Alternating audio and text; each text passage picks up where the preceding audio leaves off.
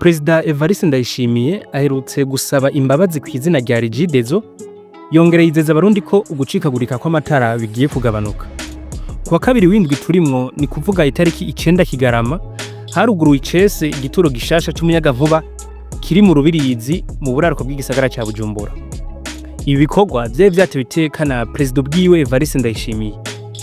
Yagize ati: "Ntawibaruka adateye igise." Koko twarabaruhishije, ariko twariko turabitunganya. Uyu aramutse igihugu c'u Burundi atangaza ko icikagurika ry'umuyagankuba rigiye kugabanuka biboneka. Ngo Uburundi bukuru uko bukeye uko bwije. Ati: "Turavye mu 2020 twari tukiri ku muyagankuba ungana na megawati 50, ariko tugeze kuri megawati 170. Ibi ngo birerekana neza ko Uburundi buriko burakura." Yabisiguye uko: "Nduguruwe twamugina. Hamwe twoguma kuri uyu muvuduko, turabona neza ko mu myaka mikeyi tuzoba dushobora kurangura imigambi yose atanzitizi. Umuyagankuba mu gihugu ni nk'amaraso mu muntu, kuko niho byose bipa." Ndugaye twamugina.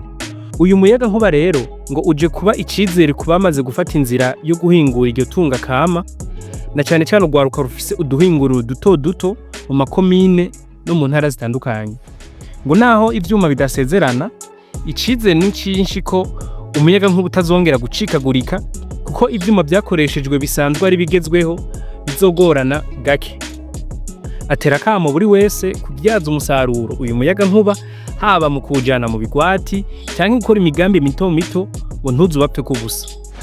Ngo hamaze gukora megawati 100 gusa, hariho megawati 70 zicicaye zikeneye kuvyazwa umusaruro. Ahiwanyu akarusho karamaze kwibonekeza.